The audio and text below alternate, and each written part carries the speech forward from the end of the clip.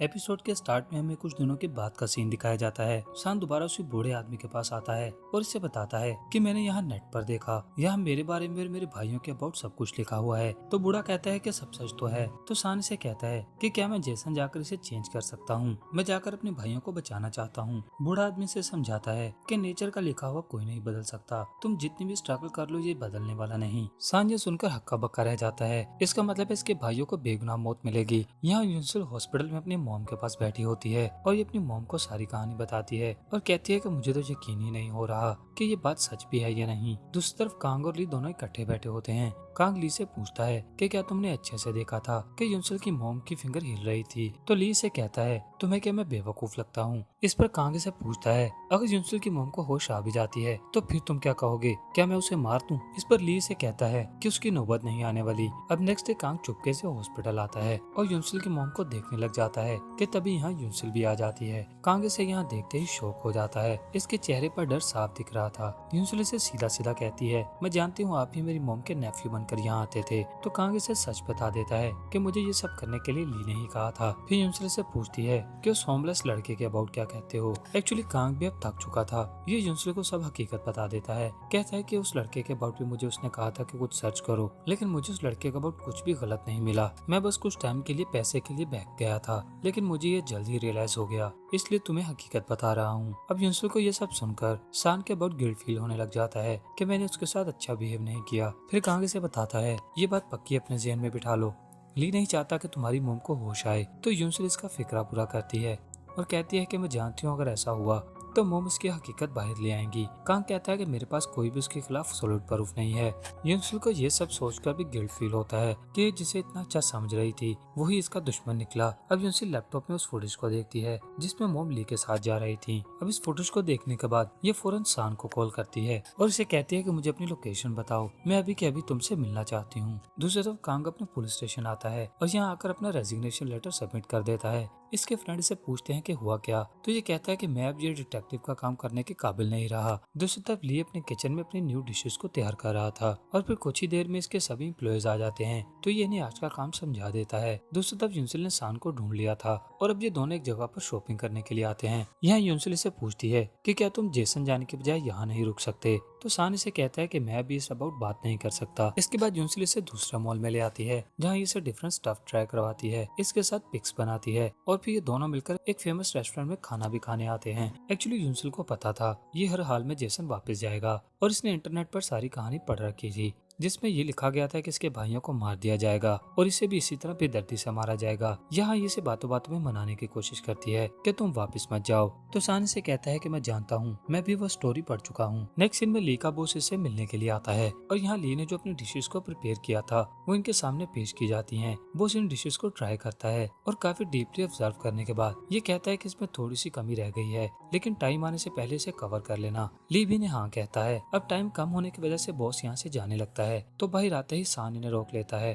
ये इन्हें बताता है कि मैं सामने वाले ही रेस्टोरेंट में काम करता हूँ। ये इसे इग्नोर करके जाने लगते हैं। तो शान इन्हें कहता है कि मैंने सुना है आप एक्चुअली ट्रेडिशनल जायके की तलाश में हैं। ली ये बात सुनते ही काफी डर जाता है क्योंकि इसे ये बात अच्छे से पता थी कि ली के हाथों में वो ट्रेडिशनल टेस्ट है जो मेरा बॉस फाइंड कर रहा है। अब शान बॉस को कहता है कि आप प्लीज एक बार मेरा बनाया हुआ खाना ट्राई कर लीजिए। तो इसका बॉस भी हाँ कर देता है। अब बॉस यूनिवर्सल के रेस्टोरेंट आकर बैठ जाता है और फिर यहाँ इन्हें बनाई हुई पुर्जी दी जाती है जो कि बहुत ही मिनिमलिस्टिक और सिंपल सी डिश थी। अब बॉस इसे ट्राई करता है तो मुस्कुराते हुए कहता है कि मैंने ऐसा टेस्ट एक्सपेक्ट ही नहीं किया था। अब यूनिवर्सल ने दूसरी डिश ट्राई करने के लिए देती है तो ली आगे आते हुए कहता है ऐसे बर्तनों में मेरे बॉस को खाना पेश करके तुम इनकी इंसल्ट कर रहे हो। शान इसे इग्नोर करके बॉस को अपनी डिशेस के नेम बताता है। अब बॉस इन डिशेस को भी एक एक करके ट्राई करता है और इन्हें ये टेस्ट बहुत ही पसंद आता है और कहते हैं कि ये टेस्ट ली के खानों में मिसिंग था। ली को सब समझ आता जा रहा था। ये फौरन बॉस से कहता है कि इस आदमी का तो कुछ आता पता ही नहीं, आप इस पर भरोसा कैसे कर सकते हैं। इस पर यूनिवर्सल से आंस करती है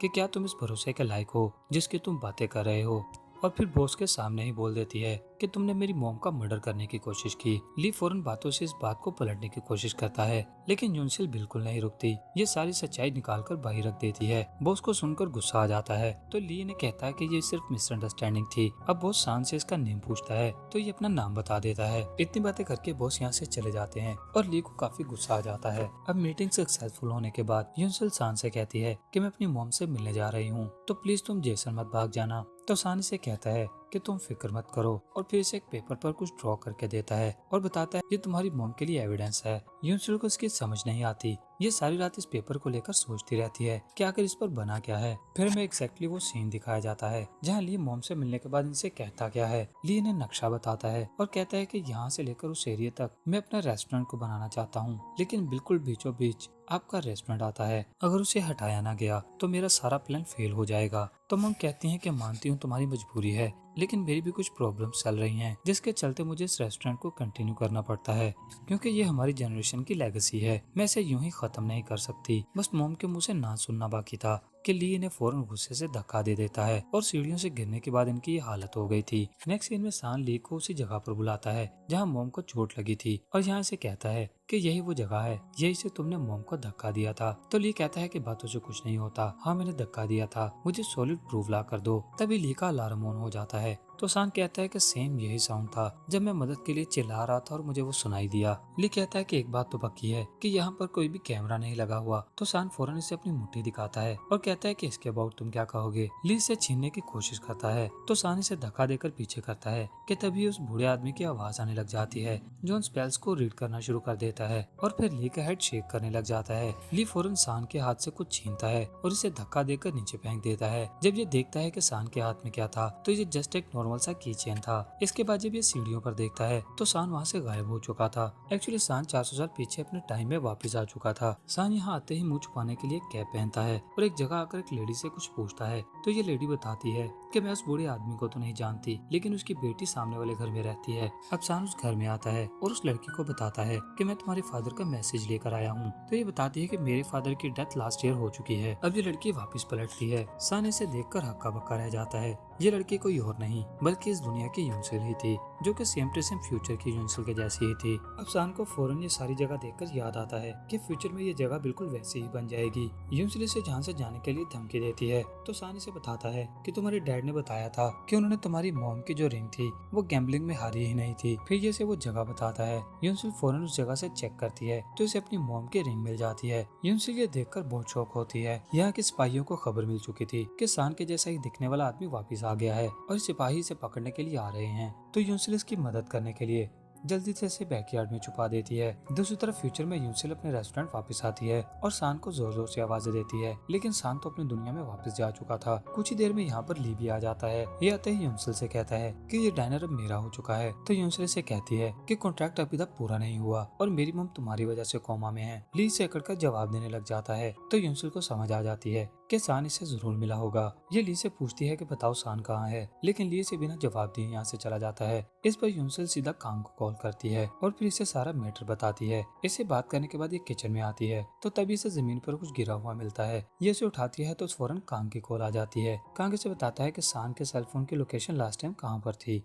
यूनसिल फौरन उस प्लेस पर आ जाती है जहाँ पर इसकी मॉम का एक्सीडेंट हुआ था। कुछ देर यहाँ पर तलाश करने के बाद यूनसिल को अपना कीचेन मिलता है जो इसने सान को दिया था। अब इसके बाद ये अपने पॉकेट से वो पेपर निकालती है जो सान ने इसे दिया था। ये इसे अंडरस्टैंड करने की कोशिश करती है, तो इसे समझ आता है कि वो ड्राइंग यहीं की बनी हुई है। और यहाँ पर ढूंढते ढूंढते ये आगे आती है तो इसे एक जगह पर सान का जूता और उसमें पड़ा हुआ सेलफोन दिखाई देता है। यूनसिल ये सेलफोन लेकर फौरन घर आती है तो इसे इसमें एक वीडियो मिलती है। ये वही वीडियो जिसमें लास्ट नाइट सान और ली की बातें हुई थी। इसमें सब कुछ रिकॉर्ड हो चुका था। ये सब देखकर यूनसिल काफी डर जाती है और यहाँ पुरानी दुनिया में यूनसिल आकर सान को बताती है कि वो लोग यहाँ से जा चुके हैं। तो सान इसे देखते हुए कहता है कि तुम बिल्कुल यूनसिल के जैसी दिखती हो। अब ली यहाँ से सीधा एम्परर हाउस आता है जहाँ इसके भाइयों को शिफ्ट किया जा रहा था। ये अपने एक भाई को मिलता है जिसकी हालत काफी ज्यादा बुरी हुई थी। ये इसे देखकर कंसोल करता है कि मैं यहाँ तुम लोगों को छुड़ाने के लिए आया हूँ। कुछ ही देर में यहाँ पर गुआंग भी आ जाता है और इसे कहता है कि यहाँ से हिलने की कोशिश भी मत करना वरना तुम यहीं मारे जाओगे। इसके बाद इन सबको एम्परर हाउस ले आ जाता है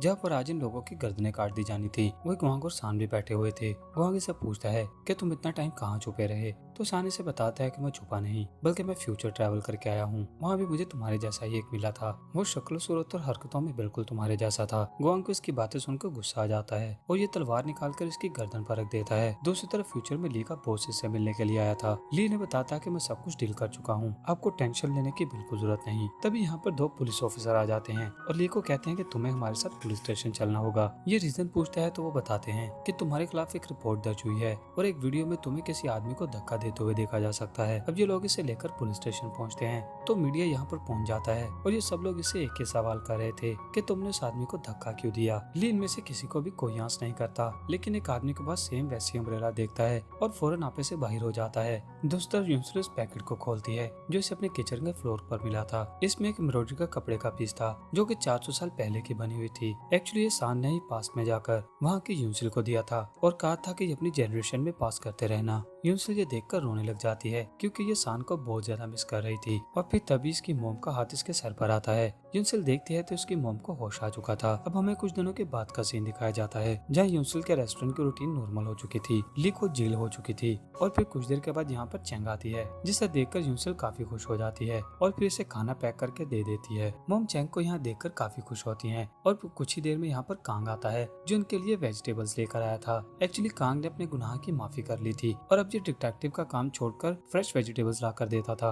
अब आज का काम खत्म करने के बाद यूंसुल अपना सारा हिसाब किताब करती है और फिर सान की दी हुई किताब को बैठकर पढ़ने लग जाती है। कुछ ही देर में इनके रेस्टोरेंट पर एक कस्टमर आता है। यूंसुल फौरन इसके लिए खाना लगाना शुरू करती है कि तभी इसे अजीब सा फील होता है। जब इसे रहा नहीं जाता तो ये इसके चेहरे की तरफ देखती है। ये लड़का कोई और नहीं बल्कि सान था जो कि पास नहीं बल्कि फ्यूचर का सान था। यूंसुल इसे देखकर काफी शौक हो जाती है। ये इसे देखकर फौरन स्माइल करता है और सान का दिया हुआ प्रॉमिस पूरा हो जाता है क्योंकि उसने कहा था कि मैं तुम्हें कभी छोड़कर नहीं जाऊंगा। और इसी हैप्पी एंडिंग के साथ इस ड्रामा की कहानी खत्म हो जाती है। मुझे उम्मीद है कि आप लोगों को मेरा एक्सप्लेन किया हुआ ड्रामा पसंद आया होगा, तो प्लीज मेरे चैनल को सब्सक्राइब कर दिया करें और बेल आइकन को जरूर दबाया करें ताकि आप लोगों को नई वीडियोस की अपडेट मिल सके। Thanks for watching.